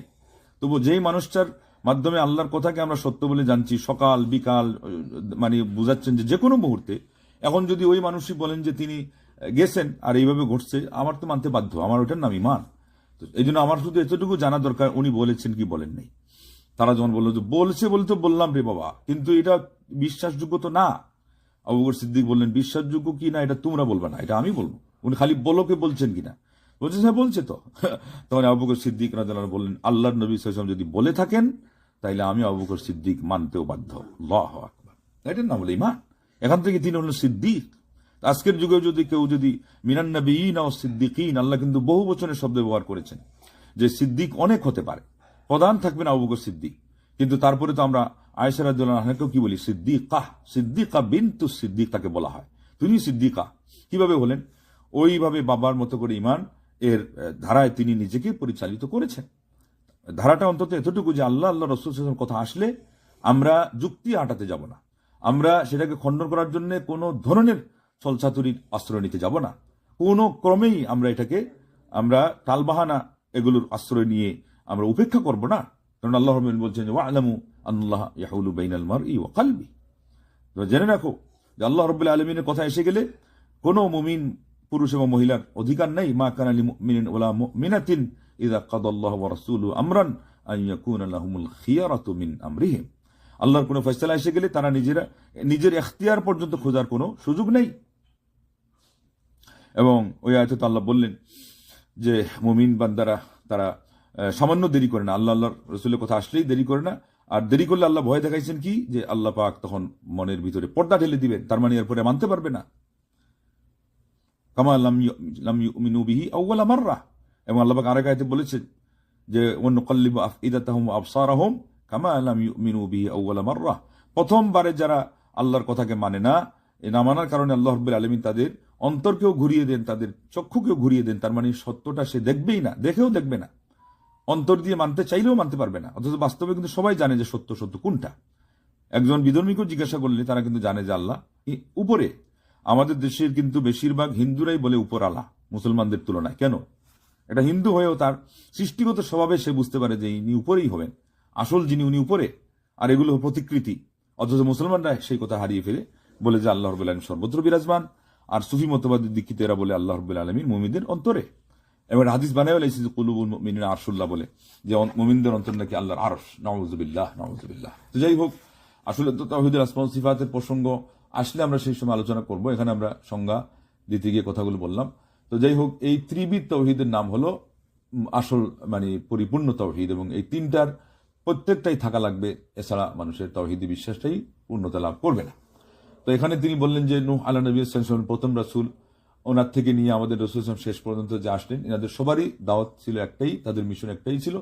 কিন্তু এরপরে উনি বললেন যে এই মিশনটার যেই বিপরীত যে শক্তিটা দাঁড়িয়েছে, তাদের উৎস কি ছিল এটাও বলেছে। এটা বলেছেন যে সালেহীন, সৎ ব্যক্তি, সজ্জন যারা, পুণ্যবান ব্যক্তিদের মধ্যে বাড়াবাড়ি করা, তাদের নাম হলো ওয়াদ, সুয়া, ইয়াগুস, ইয়াউক, নাসর। আল্লাহ পাক কোরআন কারীমের মধ্যে যাদের কথা উল্লেখ করেছেন যে ওই সময় এদেরকে নিয়ে তারা এটা করত।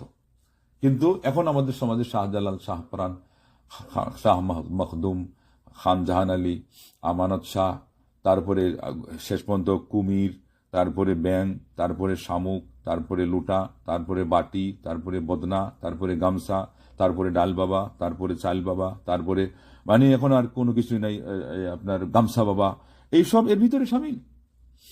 কেননা তারা এদেরকে নিয়ে আল্লাহ রাব্বুল আলামিন এবং তাদের মাঝে মাধ্যম বানিয়ে তারা শিরিক করে। ইন্না লিল্লাহি ওয়া ইন্না ইলাইহি রাজিউন। ইবনে আব্বাস রাদিয়াল্লাহু আনহু বলছেন যে 10 যুগ পর্যন্ত সবাই তাওহীদের উপরে ছিল। এরপরে মানুষ কি করলেন? মাঝখানে তারা শিরিক করলো এই 5 জন মানুষকে দিয়ে। এরপরে আল্লাহ রাব্বুল আলামিন নবীদেরকে প্রেরণ করলেন সুসংবাদদাতা এবং সতর্ককারী হিসাবে। তো অতএব এই শিরিকটার এখানে ব্যাকগ্রাউন্ড আমরা পাইলাম যে সৎ মানুষদেরকে যখন আমরা বেশি ভক্তি করা শুরু করবো, যেটা তাদের পাওয়ার হক না, যে তাদেরকে মাধ্যম বানানো, তখনই দুনিয়াতে শিরিক আসবে। আর আমাদের সমাজে তাই হচ্ছে। এই এদেরকেও প্রথমে তাদের কাছে শয়তান এসে বলেছিল একটা বুড়া মানুষের আকৃতি নিয়ে, যে তোমরা এদের প্রতিকৃতি না রাখলে তাদের হক আদায় হবে না, তারা অনেক সম্মানী মানুষ ছিল, তোমাদের ঊর্ধ্বতন, তোমাদের দাদা, এদের একটা স্মৃতি রাখতে হবে। বলে আচ্ছা, স্মৃতি যদি রাখা লাগে তো রাখলাম। তখন তারা প্রতিকৃতি বানিয়ে তাদের বৈঠকখানায় রেখে দিল। এরপরে এসে বলল যে এটা তো খালি এমনি এমনি দেখার জন্য রাখা না, এটার একটা উদ্দেশ্য ছিল, তোমাদের আগের যারা ছিল এরা এদেরকে আল্লাহর আর তাদের মাঝে মাধ্যম বানাইতে। বলে তাই নাকি? বলে হ্যাঁ। এই তো শুরু হয়ে গেল শিরিক। চিন্তা করে দেখেন, দুইটা স্টেপ তার ব্যবহার করা লাগছে, মানুষকে তাওহীদ থেকে শিরিকি নিয়ে চলে গেছে। আল্লাহ হেদায়েত করুন। আমাদের সমাজে কত ছল চাতুরি, অমুক তমুক, ইনার কেরামতি, উনার লা হাওলা ওয়ালা কুওয়াতা ইল্লা বিল্লাহ, এরপরে বলতে বলতে বলতে বলতে মানুষ বিশ্বাস করা শুরু করে। জাহাজের কাহিনী, বেগুনের কাহিনী, বাইং মাছের কাহিনী, সাপের কাহিনী, ব্যাঙের কাহিনী, এগুলো তো শুনতেছেন আপনারা। তারপরে কলা গাছের কাহিনী, এগুলো সব মাধ্যম। তো ওই সময়ের যে এরা বাহানা দিচ্ছিল যে এরা হলো তোমাদের স্মৃতি ধারণ করার মতো ব্যক্তি, আর এখন হলো আমাদের কাছে এই ঘটনা, এগুলো বলে বলে মানুষ কেরামতি জাহির করে। আর মানুষ শেষ পর্যন্ত বলে কি, যার নাই কোনো গতি সেই করে ইমামতি। এটা মিথ্যা কথা। ইমামতি সবচেয়ে সম্মানী আসনের নাম, সম্মানী পেশার নাম। আসল ঘটনা হলো যার নাই কোনো গতি সে করে কারামতি। এই যে মিথ্যা বানোয়াটি কাহিনী যারা বলে, কারামতের কাহিনী, আল্লাহ রসুল শান মান হক এগুলোর কথা না বলে, আল্লাহর আসমা ও সিফাত এগুলো না বলে, যখন এমুকের কারামতি তমুকের কিচ্ছা কাহিনী বলা হয়, তখনই তো সমাজ কি করে এদের প্রতি আকৃষ্ট হয়ে যায়। আল্লাহ আমাদেরকে হেদায়েত করুক। যাই হোক, এখান থেকে বড় একটা কথা রয়ে গেছে, সেটা হলো এই যে যারা দাবি করে যে না সনাতন ধর্ম হিসাবে হিন্দু ধর্ম হলো আসল, এদের কথা মিথ্যা। কেননা মানুষ সর্বপ্রথম 10 যুগ পর্যন্ত, বুখারীতে কথাটা আছে ইবনে আব্বাস থেকে, যে তাওহীদের উপরে ছিল 10 যুগ। এরপরে শিরিক ঢুকছে এই 5 জনের মাধ্যমে। আর কুরাইশের মধ্যে প্রথম আমির ইবনে লুহাই, এই লোকটার মাধ্যমে শিরিক ঢুকছে। আল্লাহ নবী সাল্লাল্লাহু আলাইহি ওয়াসাল্লাম বলছেন, আমি যেন দেখতে পাচ্ছি তার কাছে এটা ঘৃণিত করে তুলে ধরা হয়েছে যে এই মানুষটা এই শাস্তির হকদার হচ্ছে। কেন? সে কুরাইশ গোত্রের মধ্যে সর্বপ্রথম শিরিক ঢুকাইছে। তার যেই পাপটা যার মাধ্যমে শুরু হয়, যেমন হাবিল কাবিলের মাধ্যমে হত্যাকাণ্ড শুরু হয়েছিল, এখন সে যে হাবিলকে হত্যা করে যে পাপী হয়েছে, এরপর থেকে কিয়ামত পর্যন্ত যত হত্যাকাণ্ড হবে তার একটা অংশ এই কাবিল নামক হত্যাকারীর আমল নামায় জমা হবে। আল্লাহ নবী সাল্লাল্লাহু আলাইহি ওয়াসাল্লাম বললেন যে আমর ইবনে লুহাই, এটার কঠিন শাস্তি, করুণ শাস্তি আমি দেখছি এটা এই জন্য যে সে কুরাইশের মধ্যে প্রথম শিরিক ঢুকাইছে। এরপরে যে 360টি দেবতা কাবাগরে ঢুকলো, এই সবগুলোর পূজা করে মানুষ যত পাপ করবে, এর একটা অংশ ওই আমর ইবনে লুহাই এটার আমল নামায় জমা হবে। ঠিক তদ্রূপ আজকে আমাদের মনে রাখা দরকার, আপনারা দেখতেছেন যে উনি এত লোকের ভক্ত, উনি এত হাজার এত লাখ এত কোটি মুরিদদের ভক্ত। আল্লাহ না করুক, আল্লাহ হেদায়েত করুক, আল্লাহ হেফাজত করুক, আল্লাহ রক্ষা করুক, যদি শিরিকে পৌঁছে যায়। আসলে পীর মুরিদ এটা শুরু হয় বেদাত দিয়ে, এটা বেশিরভাগ শিরিক ছাড়া শেষ হয় না। তো এমত অবস্থায় যত বেদাত এবং যত শিরিক, তার মুরিদের সংখ্যা পাল্লা যত ভারী হবে, বুঝতে হবে যে এই পরিমাণ পাপের গ্লানি তার ঘাড়ে কিয়ামতের দিন চড়বে। এদেরকে আল্লাহর ভয় দেখান, তাওহীদের দাওয়াতটা অন্তত সুন্দর করে দেন, এরা বুঝুক যে কি পরিমাণ পাপ করতেছে। এবং বর্তমানে তো আপনারা দেখতেই পাচ্ছেন যে হক্কানি নাম দিয়ে দিয়ে একদল কি পরিমাণ ভণ্ডামি শুরু করেছে। ভিতরে ভিতরে দেখা যায় যে তাদের সম্পর্ক ভিন্ন, বাইরে বাইরে তারা খুব শক্ত কথা বলে ফেলে, আবার শক্ত কথা বলে তারা টিকেও যায়, তাদের কেরামতি দিয়ে টিকে যায় বলে। তার একজন বলছে যে আমার বাপের কাছে পুলিশ ধরতে আসছে, এর উপরে বাপ বলছে যে দেন, পেপার দেন, তো পুলিশ দেখে যে পেপার নাই, অথচ পেপার আছে, কালি মিটে গেছে, এগুলো বলে কেরামত। তো এখন আর আসেও না, পুলিশও আসে না, এখন কেরামত আরো বেড়ে গেছে। ওইদিকে অন্যরা জেল খাটে, অন্যরা অনেক কষ্ট করে। আমরা ওইদিকে যাচ্ছি না মন্তব্য, ওখানে কিছু লম্বা ব্যাখ্যা আসছে, সময় আসলে বলা হবে, কিন্তু এটা তো বাস্তব কথা। এদেরকে এরা ধরাচর বাহিরে, অথচ শক্ত কথা বলতে পারতেছে। এখানেই আপনারা বুঝতে পারেন যে এটা ধোঁকা, কি পরিমাণ জাতি খাচ্ছে, যখন বুঝতে পারতেছে না। নাম দিয়েছে হক্কানি পীর, পীর বলতেই হক্কানি নেই, সোজা কথা সবগুলি হলো বক্কানি এবং ফক্কবাজ, ভণ্ডামি এবং ধোঁকা, প্রতারণা এবং বেদাত থেকে শিরিক পর্যন্ত সেখানে সূচনা। এবং ওনাদের সিলসিলায় তো লেখা আছে যে আমাদের 2 জন পীর হলে সমস্যা নেই। তো বলছে যে কেন সমস্যা নেই? বলছে যে এক পীর ডাইন হাত ধরবে, আরেক পীর বাম হাত ধরবে, আর খালি মুরিদকে পার করবে। তো এইটাই তো সরাসরি শিরিকে পৌঁছে গেল না? বলে যে যার নাই পীর তার নাই শির, যার নাই পীর তার পীর শয়তান। আর পীরকে যদি কেউ এই পরিমাণ যে সে আল্লাহ এবং বান্দার মাঝে মাধ্যম হয়ে আল্লাহকে পাইয়ে দিবে, জান্নাত পাইয়ে দিবে, ওটা শিরিক। 10টা ইমান ভঙ্গকারী, একেবারে আপনার এই মোটা দাগের হ্যাঁ, ভাগা ভাগা যে কথাগুলো আছে, ক্লিয়ার কাট কথা, তার মধ্যে একটা হলো কেউ যদি আল্লাহ এবং বান্দার মাঝে এমন মাধ্যম মনে করে যে ইনি আল্লাহ পর্যন্ত পৌঁছাই দিবে, তাইলে এটা হলো বড় শিরিক, ইমান নষ্ট হয়ে যায়। আর তারা ওইটা দিয়ে পুঁজি বানিয়ে ব্যবসা করতেছে।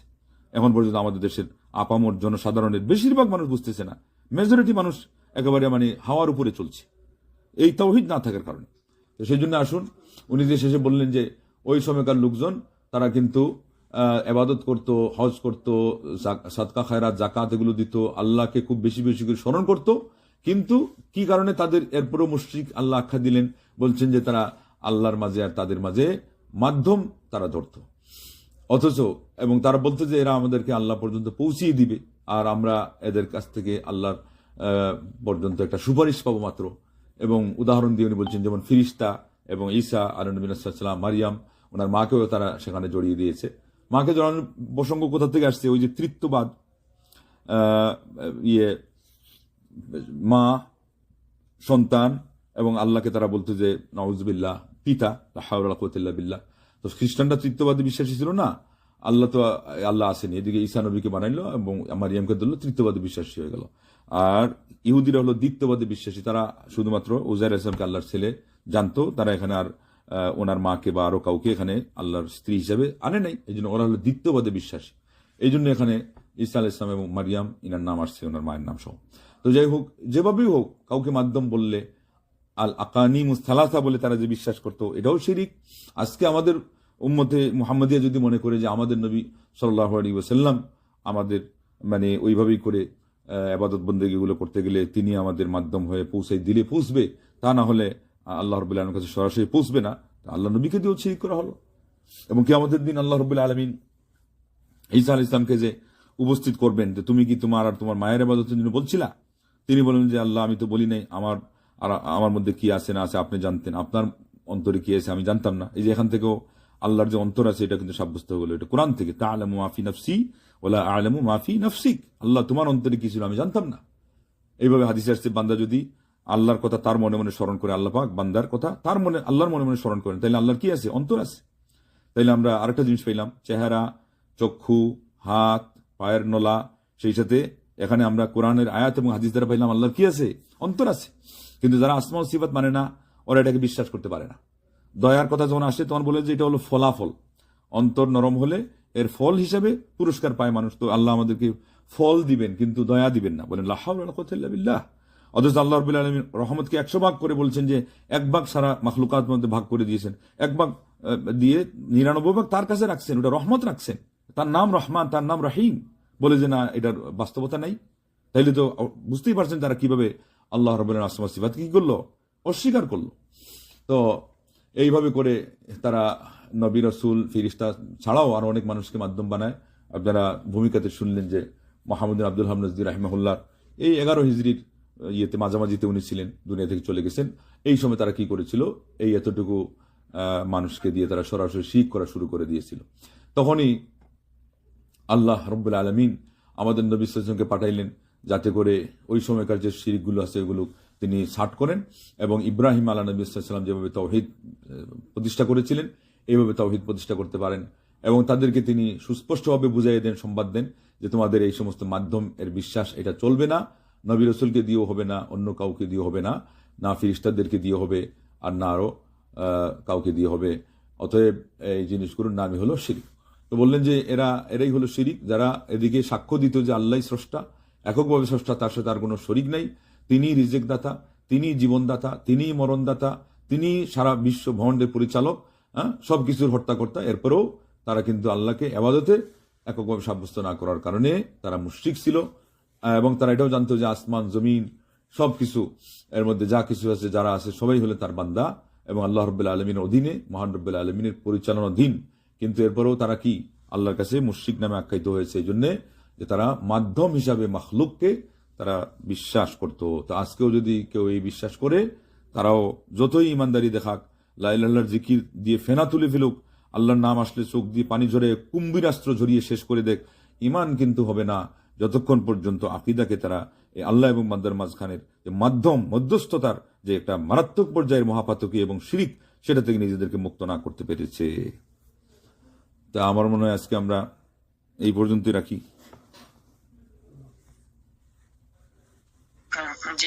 আজকে এই পর্যন্তই থাক। আর কারো যদি প্রশ্ন থাকে তাহলে করতে পারেন।